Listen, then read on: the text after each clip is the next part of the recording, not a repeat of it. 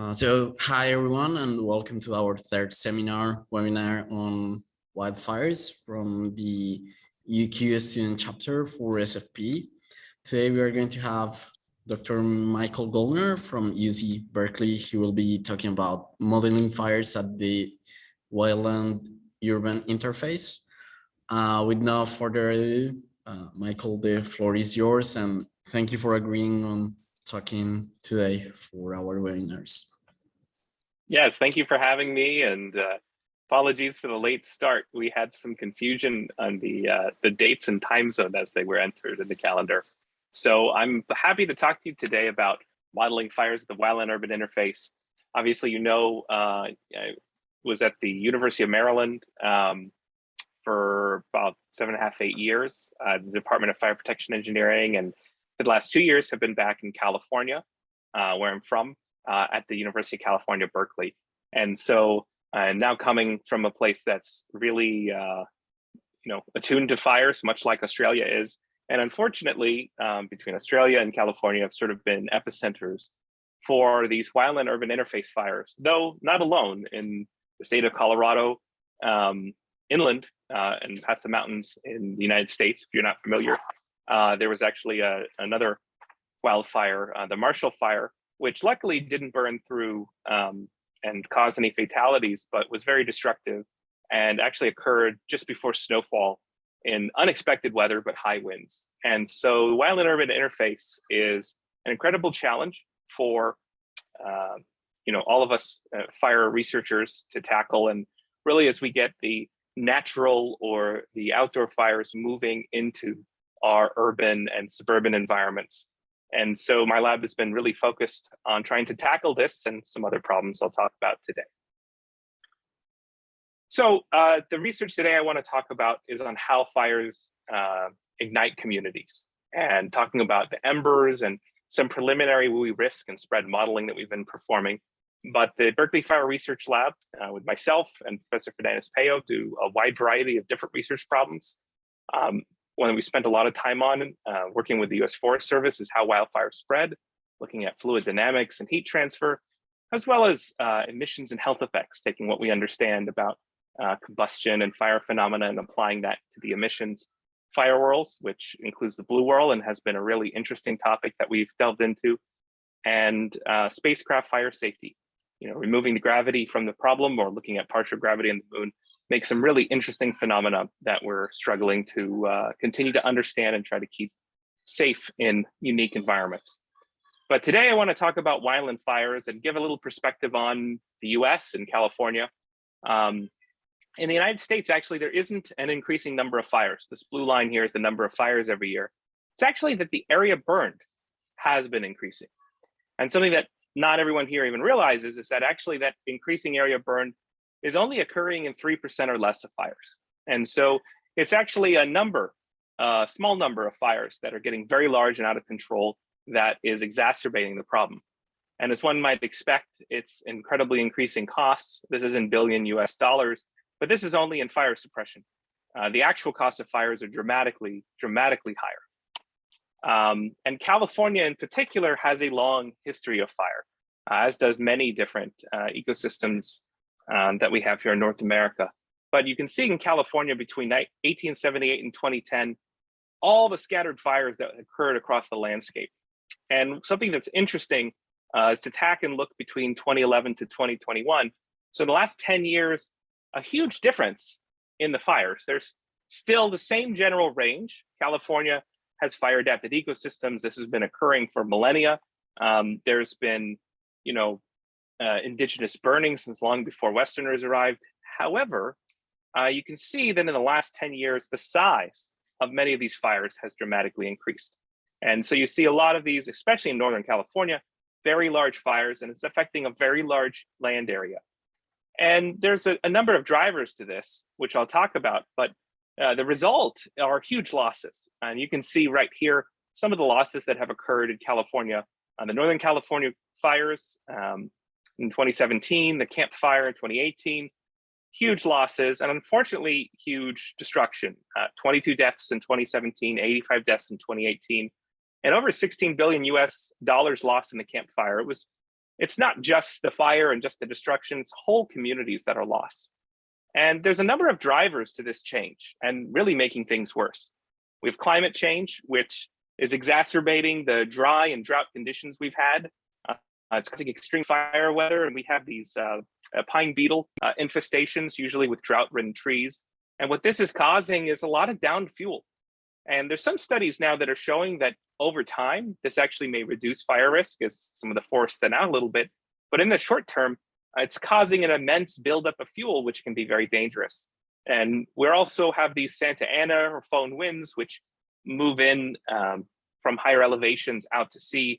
And we're talking 80-mile-an-hour winds, miles per hour, as we talk about here in the US, but very fast winds that can spew embers all around. And this is happening more and more often and causing an exacerbation of the already, fire-prone landscapes.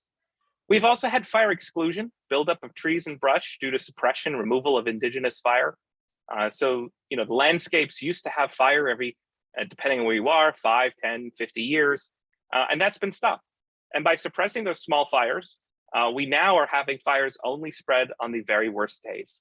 And so fire exclusion, especially since in 1910, starting with the US Forest Service's policy of trying to put out all fires, it's been a huge issue to bring our forests back to a more natural cycle. And expanding the wildland-urban interface, where people live has changed. People are living where fires are occurring and where they used to occur. And they're also sometimes sources of ignition.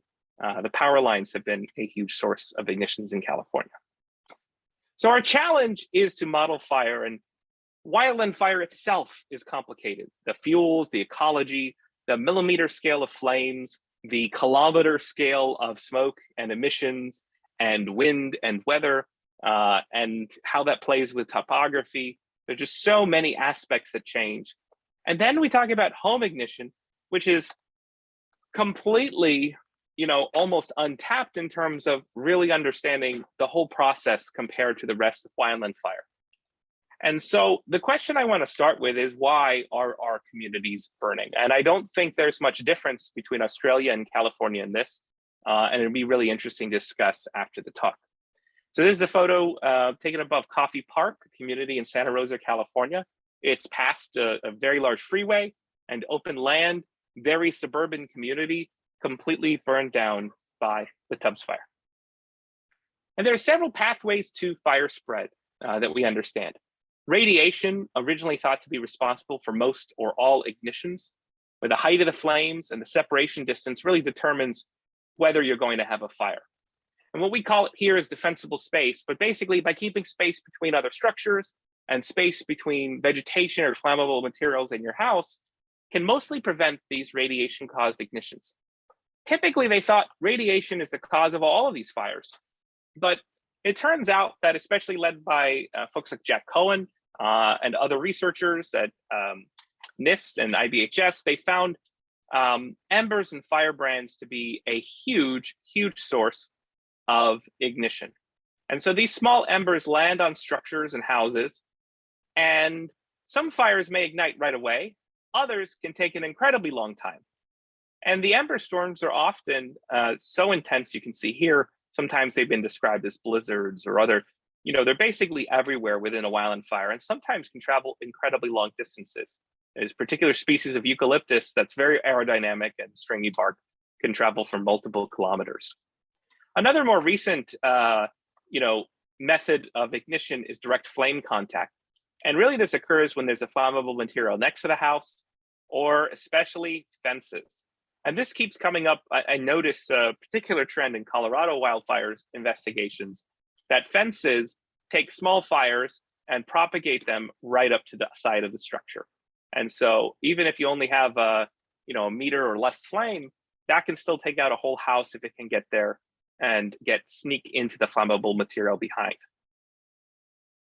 So most of the ignitions actually occur due to small flying embers, not the main fire, which means like that structure on the top left burned out from the inside out.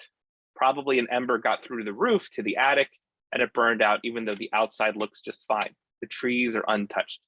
Same thing in the bottom right. You can see a spot fire probably landed and started some small fires near the house, but the trees and the grass are green and untouched, but there are multiple ignition spots on the roof, which appears to be flammable or have some properties that have ignited it.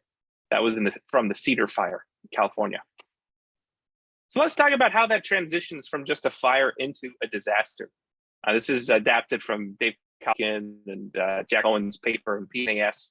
We start with severe wildfire conditions, high winds, dry fuels, which we know is occurring more and more often due to climate change, extreme fire behavior, high intensity fires and growth rates, and then they start residential fires. Now, our fire department is trained to put out fires in residences, but they are not in any way able to put out thousands of ignitions at the same time. And that's what happens. Embers can propagate over a very large area, and fire protection resources are really overwhelmed. And so in many cases, there are some mutual aid agreements so that other resources can come in, but some of these fires just develop so fast, there's no way to get the aid in there. And so what happens is the fire continues to spread. We have a WUI fire disaster with potentially hundreds or thousands of homes destroyed. Now, the question, of course, is how do we break this chain? And so there's a couple ways. One is to reduce exposure. If we change the way the community is designed, put it places that are less at risk, if we do fuel reduction, whether that's prescribed burning or mechanically in the area around, so that the fire behavior will be lower, then we can start reducing some of the risk. But we have to couple it with reducing the chance of those homes and structures from igniting.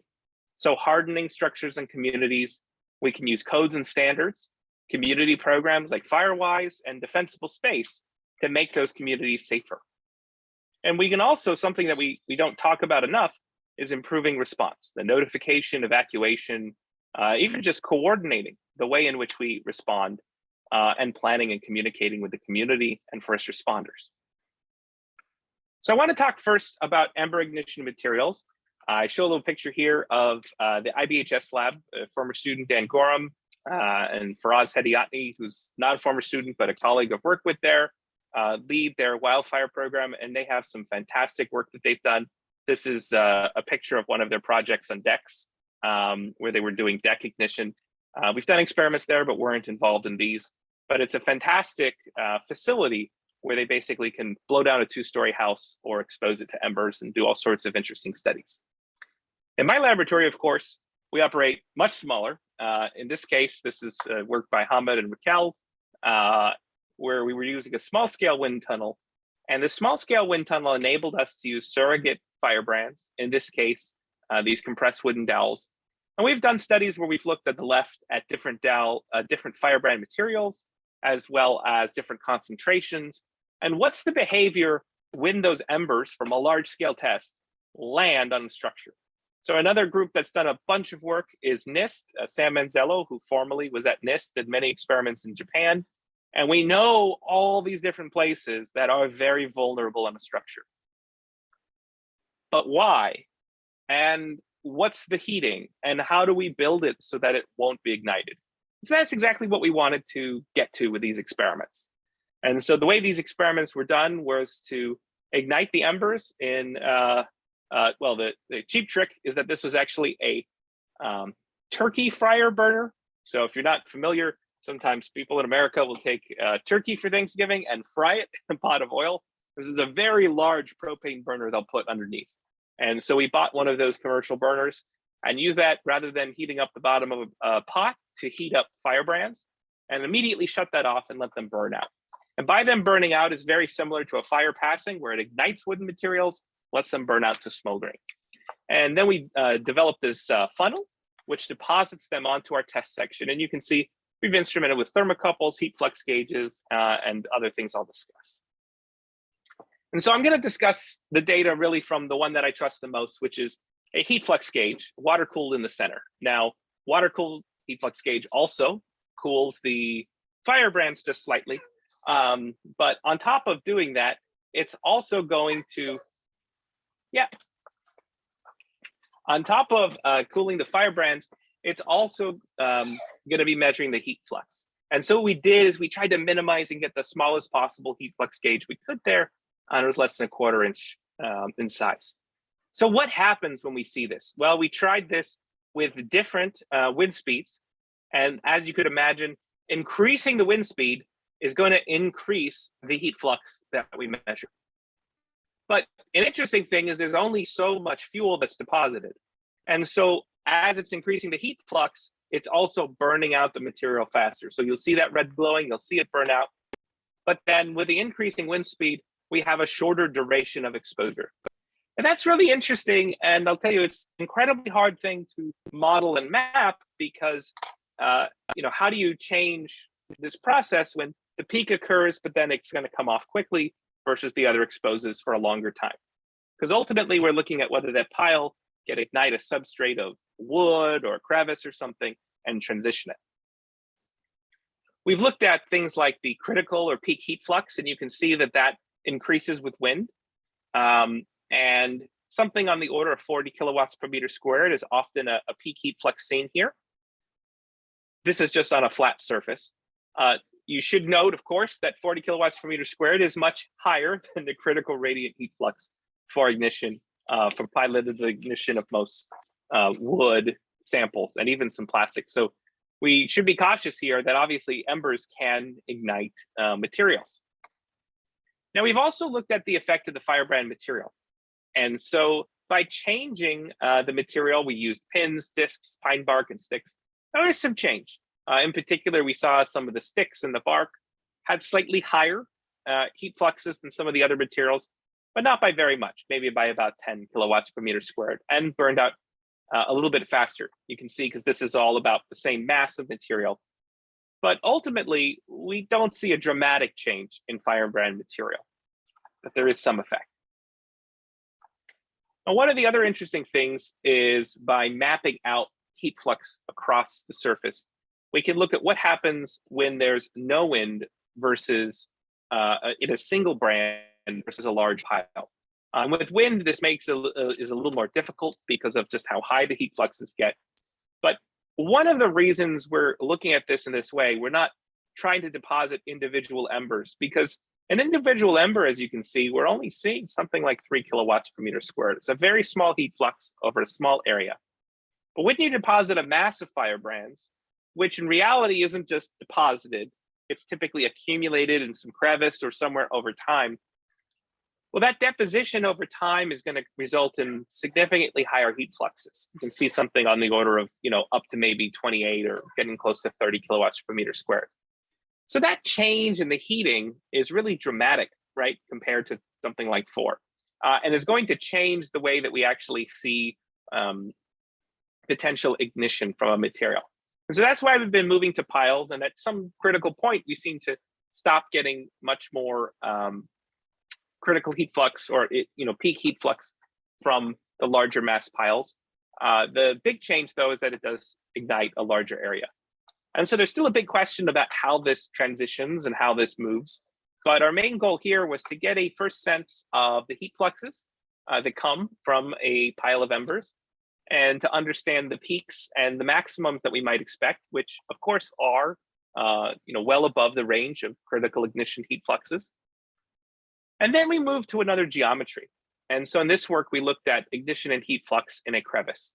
And so for crevice, you can see samples of pressure treated wood and redwood, which are both common decking materials here in California. What happens when that crevice is flat or 90 degrees or 0 degrees? One question might be about the spacing, but the spacing we set here to be exactly what's used in construction.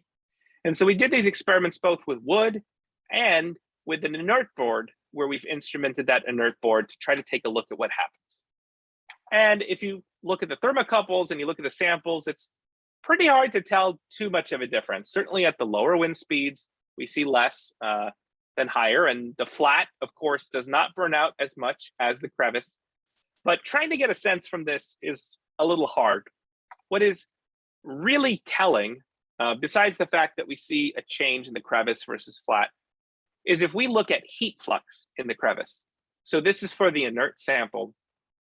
And we look at wind, whether it's flowing parallel to the crevice versus blowing at 30 degrees or 90 degrees to the crevice.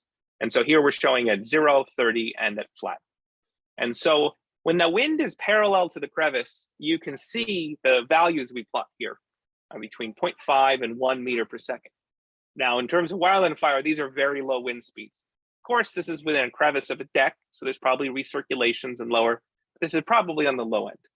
And what was interesting to us is just how high of a heat flux, when suddenly the same embers are within this crevice, we jump from, on the flat end, getting somewhere of a peak of about 20 kilowatts per meter squared, to jumping up to 70, 75 kilowatts per meter squared peak in 1 meter per second.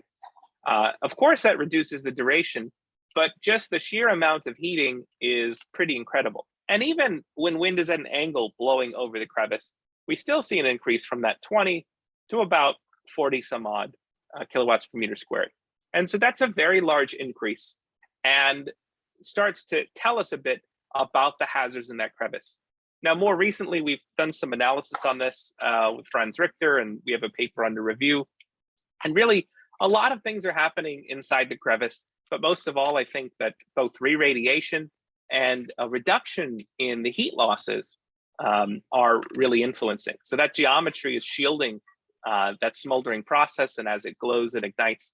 And so we see that interesting behavior, and of course, it's going to be much easier to ignite, and that's why decks can be a particular hazard. The IBHS experiments showed that they often ignited once the embers accumulated. Often you see these gaps in the decks, and embers would accumulate when there's a little board placed underneath to support those. And so that can create a great ignition point, and these fires can even then propagate through that crevice all the way up to the structure. And so this is a real hazard, and one to be particularly cognizant of, and see how we could prevent those ignitions from occurring and how we could prevent them from propagating into a structure. So I want to do a bit of a twist now, because I wanted to try to cover a couple fields that all relate to Wildland-Urban Interface. So we've talked about some of the experiments we've done. We also are interested in modeling fire spread and risk. And really that's part of what we were doing before. One aspect of characterizing firebrands would be to understand from those embers what the, maybe material changes could be to prevent ignition. But another is to just understand what is the risk for different factors in the WUI. So what is it about embers that's going to ignite one thing versus another? And so our goal is to model fire spread and risk in the Wildland-Urban Interface, taking into account what we're learning about structures and the embers, and really even peeling back and just about how that exposure changes risk within communities. So risk within the Wildland-Urban Interface, is very similar, in fact, to the way that we look at risk across landscapes. And so in the US, at least, there's actually a pretty good structure for wildfire hazard and risk analysis. And so Joe Scott and Dave Kalkin and Matt Thompson from the Forest Service and Pyrologics have done a lot of work and have some guides on looking at risk in a fire context. However, it all focuses on the landscape scale. So previous work on the community scale risk does not include exposure conditions. I say exposure conditions, I'm very concerned when we take something, we're looking at that exposure from a fire, whether that be the fire itself or it be the embers. But together, that is exposing the community. And then the question is, how susceptible will that community be to that exposure? So on landscape scale, we're looking at susceptibility with different measures. But here we're looking at susceptibility from the wildfire to structures in particular, and in between those structures. And so you can see, in long term, we want to develop a model of WUI spread. But at first, we just want to look at this wildfire risk triangle, look a little bit about the susceptibility of our structures. So wildfire risk has two components. First is a hazard, the probability of a given exposure level being achieved. And we can compute this by looking at the probability of fires occurring in a certain area and what those might be. And the current modeling tools allow us to do that. However good or bad they might be, there's a way to do that. And then the vulnerability. If a fire happens of a certain intensity or a certain amount of embers, how susceptible? What's the likelihood that it all gets destroyed? And there's really just a big question mark here. And that's what we want to tackle and start moving towards. And so risk is hazard times vulnerability. And the question is, of course, well, why do we care? Well, if we can determine the risk, we can determine the benefit if we reduce the risk with mitigation. Or we can highlight the areas that most need work. And so that's really a goal of ours in this research. And we're still at the very early stages, but moving forward. So this comes from Raquel Hake's PhD thesis. We're still working on publishing this work. But we used a reconstruction methodology. So we were using a wildfire model called Elm Fire, which is developed by Chris Lautenberger, the same developer as gPyro, a Berkeley grad, and works as a consultant and does a lot of work in wildfire. And this model is already used for things like power shutoffs and other things. But in its heart, the spatial and temporal model of fire doesn't just model a fire. It's designed to always do 1,000 runs in a Monte Carlo so that we look at a statistical probability that a fire will get somewhere, which is exactly the way we want to be treating risk. And so that's naturally why we've moved to using that model, which also does a good job with embers. And so our inputs are like every fire model: weather, vegetation, topography, which is going to help us understand fire spread. And then we have to put in our fire spread model, ground spread, and of course, ember generation and transport. And out of it, we're going to get our flame length and rate of spread and intensity, but also we've added the ember deposition. And so understanding which areas can get embers based on the winds and where they're generated and how much. There's still a lot of aspects that are missing, but it's a great start. So we started our analysis, which we'll present today, on the Tubbs fire. This was one of those that I showed earlier. It was the second most destructive in California history, with over 5,600 structures destroyed. And it occurred really late into the night and overwhelmed. There were actually 3 fires simultaneously burning, but this is by far the most destructive. And it went from outlying areas all the way through suburban communities. And so we try to do, there's no such thing as validation for wildfire. That's the first caveat here. You're never going to get a model that perfectly matches, and there's multiple reasons why. But we did, I think, a pretty decent job of trying to model the fire progression. And as you can see here, this isn't written just in terms of a direct fire line, but where that fire went and the probabilities. And you could see that we start a little past, and part of that's because the fire actually started on the other side of a large break. And to have that fire jump was not exactly a high probability. And so that actually kind of throws off. And so instead, we started right after that fire probably spotted and jumped from its initial location. And then from there, we model the fire progression. One thing you see is that the fire stops in the urban area. And we would expect that because the fuel data that we have, urban does not burn. And of course, that's something that we need to change in the future. We want to see what we can do from existing models to take that exposure and use that in determining risk.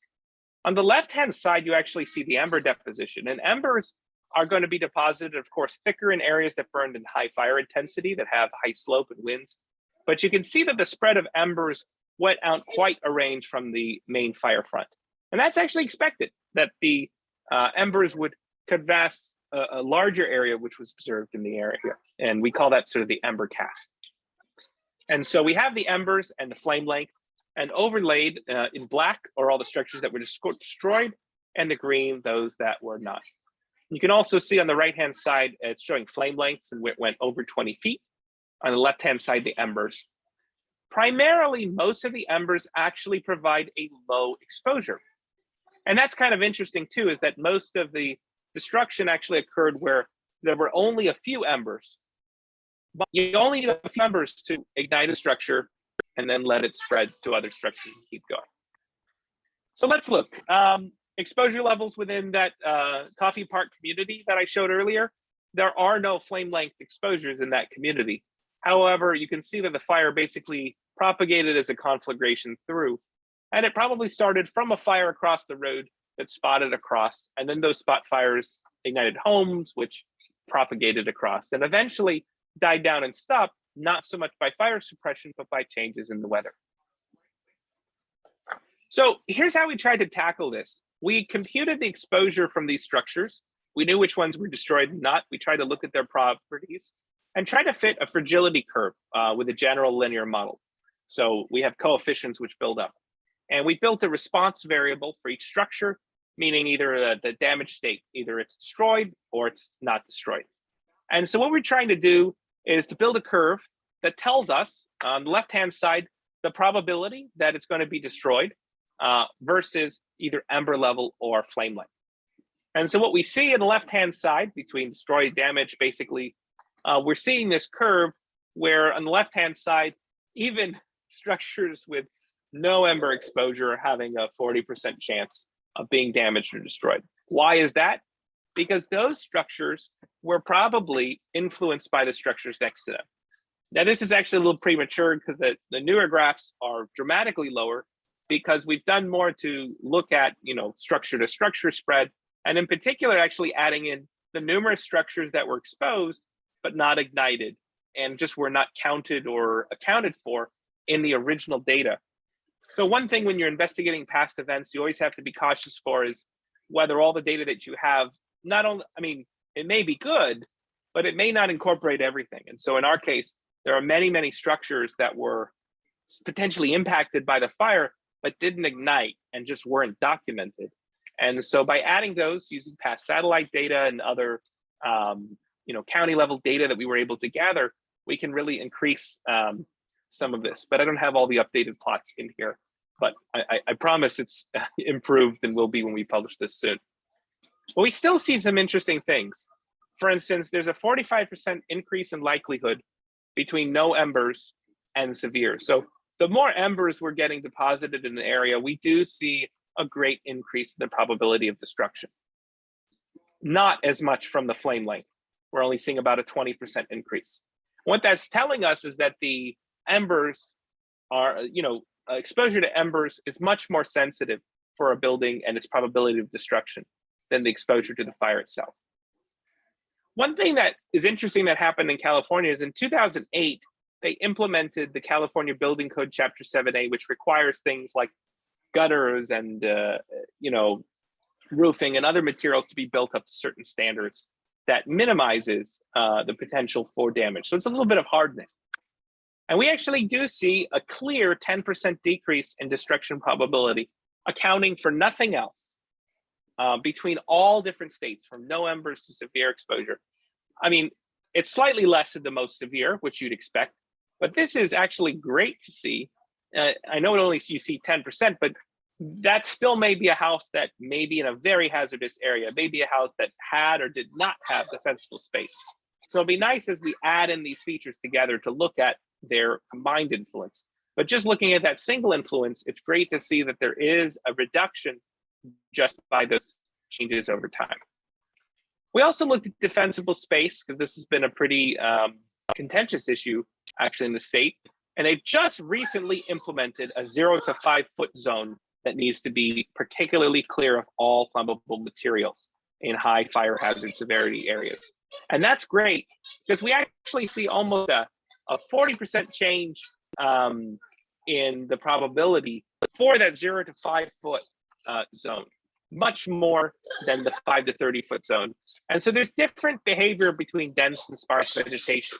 And we've actually done some work using satellites and LiDAR data on these structures.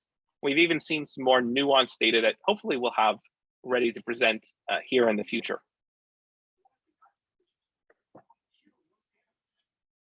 And so, I know we got started a little late, and I kind of want to summarize what we had here and also talk about the future.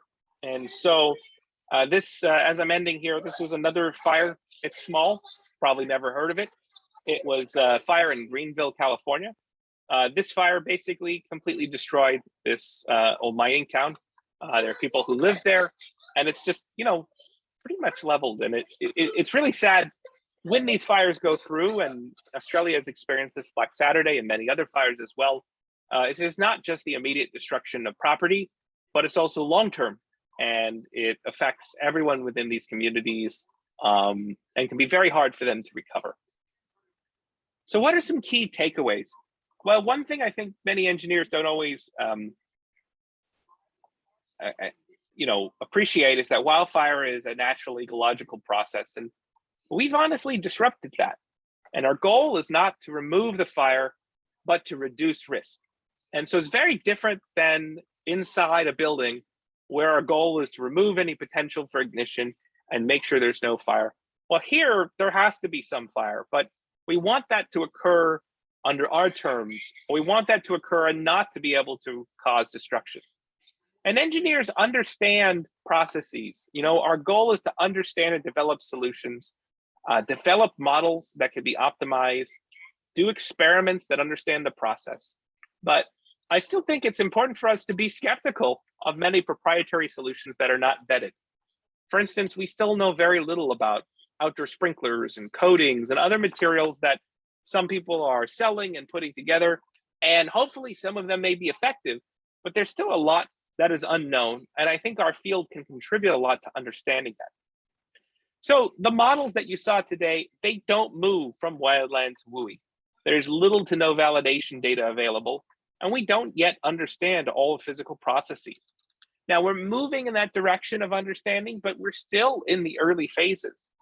We don't understand even the process, and we've never even seen how structures actually ignite during these actual fires. And there's probably so much we can glean from that in understanding the key points where we can try to prevent that.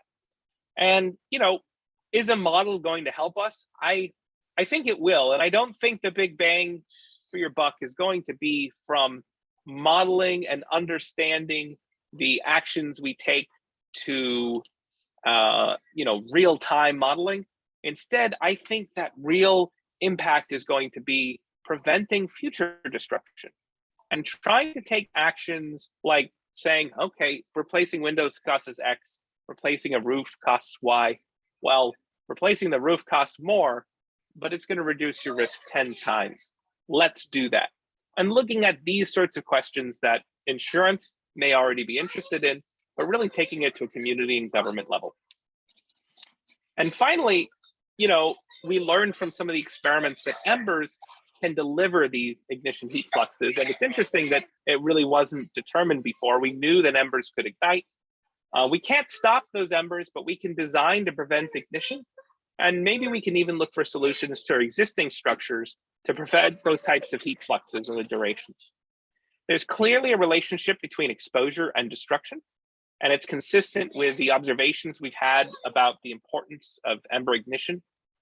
And finally, from some of that modeling, I think one of the key things is that embers and flame length behave differently.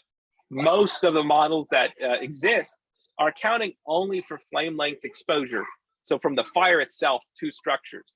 Well, the reality is most of the real damage and destruction is happening far beyond that, where the embers go, and they go quite far. And not everything that has an ember exposure ignites, but there are a lot of things that do. And so there's a lot of features we need to understand, and we need to continue to build. So I want to thank you all today for having me and invite any questions and discussions you might have. Michael, thank you very much for this wholesome presentation on a really complex topic and how you have explored different variables that have a significant effect on how the damage is done to property from wildfires.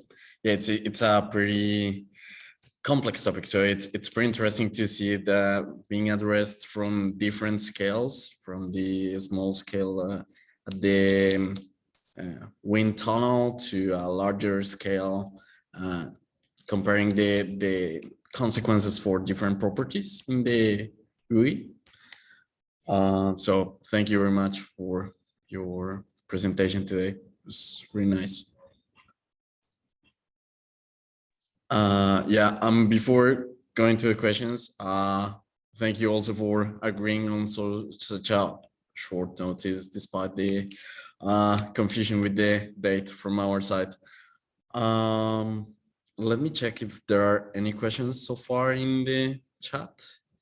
It seems there aren't right now, but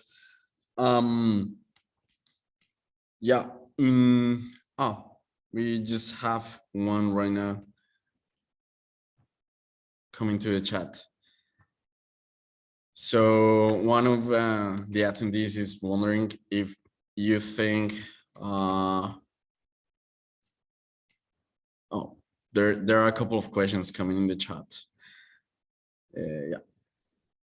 Sure, I can address, I guess I can address the first one, which Sure. was wondering if there was ways we can stop the Firebrand. You know, mentioning sonic fields or other things. You know, as a faculty member at a public university, 2 public universities, and one that invites a lot of very interesting or psychedelic or whatever thoughts, I have heard all sorts of interesting ideas.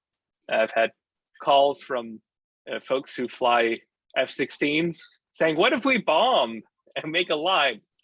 Yeah, you can stop and remove the fuel, but is anyone going to let you bomb their community? I mean, like, let's think, well, the sonic boom. Well, there are ideas about a sonic boom, but one of the issues is you can maybe knock out the fire by displacing everything or cooling it quickly, but the fuel surface is going to be super hot. And it's only going to take a moment to repyralize, and there's going to be an ignition source. And so maybe you could get a second where it kind of dies down. It's the same thing kind of with the sound waves. It's really the movement, the forcing of the fire that seems to put them out. I think Xinyan Huang had a recent paper on some of that. And alongside that, I know they've looked at, you know, adding water mist could make some impact. But I think there's very little hope for stopping firebrands in that way. I think it's just overly complex. Really, the key is either to reduce the intensity of them by working on the landscape around structures, so defensible space, but also, colleagues that I work with, the Forest Service that live in forested land do prescribe burning on their property, and they reduce the stand intensity so that you can't get crown fires through there. And so by doing this kind of work on landscapes in advance, when a fire comes, it's going to trickle through on the bottom, and it's going to be a good fire, and it's going to remove the fuel below, but it's not going to be as ember spewing and intense. The question is whether you can do that work far enough away to reduce the exposure. It won't be zero, but if you reduce the exposure by half, firefighters have a far better chance. And not to mention hardening. Right. So yeah, the second question, do you want to? So yeah, the other questions on modeling and experiments for embers. Should efforts be focused on ember formation, characteristic number densities, or the transport side, which requires coupling with other macroscopic scale models? So it's by Vinny Gupta. So it's a great question, Vinny.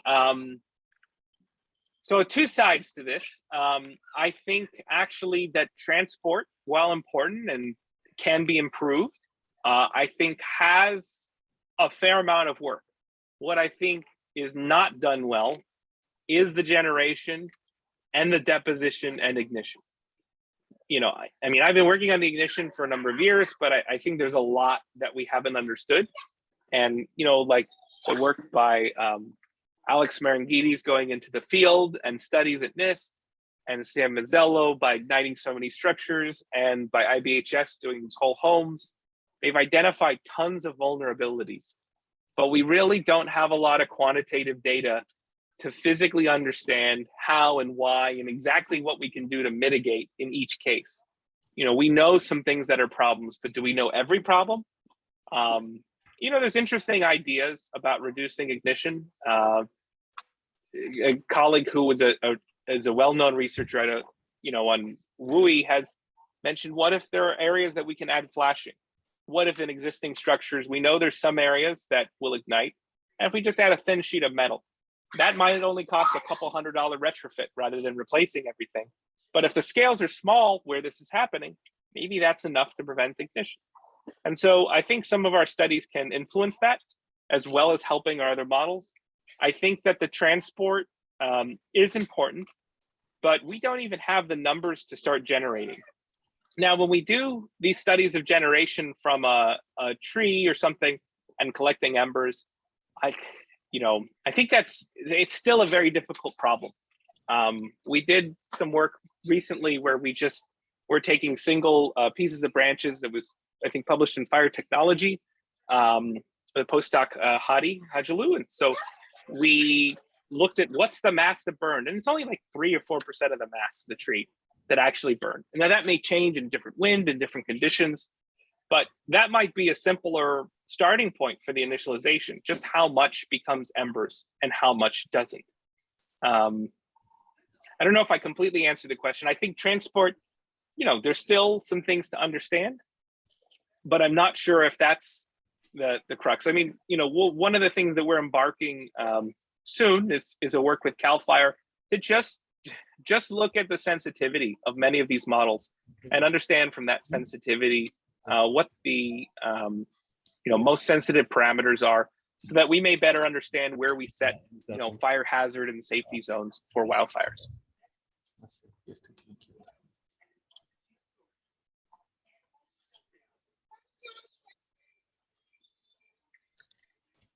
Thank you, Michael, for your answer. I think that pretty much solves the question from Vene. Last week we had a webinar on indigenous strategies for fire management here in Australia. So I was wondering if there in California you have some kind of prescribed burnings that also include the participation of the community, or some kind of approach that, as you said, tries to lower the how did you call it, the hazard, because it's not possible to completely eradicate the source of ignition or to eradicate wildfires. The matter is to lower the possible consequence. Yeah, so I think that there's a lot of talk. Obviously, we removed indigenous burning from many areas. There's some areas. One example is the Karak tribe in California, which does, have a crew who does some great work on prescribed burning, but not nearly as much as they would want to. And I was talking to a colleague in the environmental policy science and management department here in Berkeley. A couple of weeks ago, they had a prescribed burn plan at the UC experimental forest, and it was blocked for fire safety hazards. And this is supposed to be the low hazard time. We haven't gotten as much rain as we want, but it's pretty difficult to prescribe burn, regardless of where you are. There has been a lot of new funding in the last year or two devoted towards more prescribed burning on private lands, on public lands. There's a Forest Service and state partnership, billions of dollars range. And they're also trying to do more indigenous burning practices and all of that. We haven't seen a lot of fires hitting the landscape and getting to the level that we want it to be. And so that is one issue that we're, still trying to get it to hit the road. I don't know how it works in Australia, but in the US, there's still a lot of environmental, sort of legal issues that need to be handled before you can burn, as well as smoke and other production issues and safety issues. And so to get all of that done is expensive and timely. And I don't think we found the right mix to get it done. So I think we're talking about it, but I don't know if we're really doing it. Yeah. The other thing is the risk here in Australia maybe is not that high, since not so many people are living in the WUI as compared to California. But yeah, I was just curious. Well, that's what they thought a few years ago. Yeah, that's true. It's just a matter that people start moving there, and then the risk increases for sure. I think for the interest of time, there is another question, and after that we could wrap up. And then we'll wrap up. Yeah, yep. Sounds good. I guess I saw it was mentioning about coupling models in 3 areas: modeling, evacuation, and transportation. Those are great, great things that should be coupled. I mean, there is some work starting to be done between wildfire modeling and evacuation and notification. Notification is huge here. And, there's some colleagues on campus who do water networks as well as evacuation networks that we have talked about doing projects with and We might assist with some things in the future. I think that those areas are very important. And, we know that most of the deaths are occurring while people are evacuating. There's some tragic scenarios in the Camp Fire, as well as many fires in Portugal, and other examples elsewhere. And so, having these things talk to each other and looking at different scenarios is really important. But it's not just the evacuations, the notification. And something I'm learning from some other social science colleagues here is just the whole way that networks work between the community. It's not just a physical notification, but just the way everyone prepares and how these networks talk to each other and how they perceive risk and how they get into it. So there are a lot of engineering science sides that could really benefit from further study and, really to try to get things done and minimize risk in these situations. All right, Michael, thank you very much for your answer. Thank you again for your presentation, for agreeing to present at this late time night there in the US.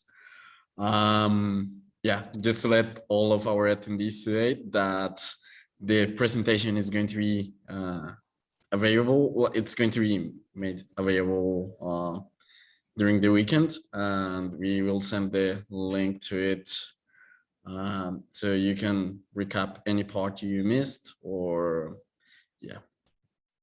So again, thank you, Michael, for your time. Thank you for all of our attendees for coming today.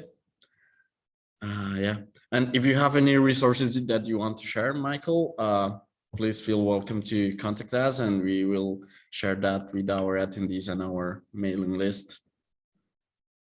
Great. Yeah, it was great to talk to all of you, and have a great night from California. And right. So thanks again for the invitation and talking to you. Feel free to reach out by email if anyone has any follow-along questions. Happy to discuss. Take care. All right. Yeah, you just posted the email there. Perfect. Thank you, Michael. Thank you, everyone. Have a nice night and a nice weekend. Goodbye.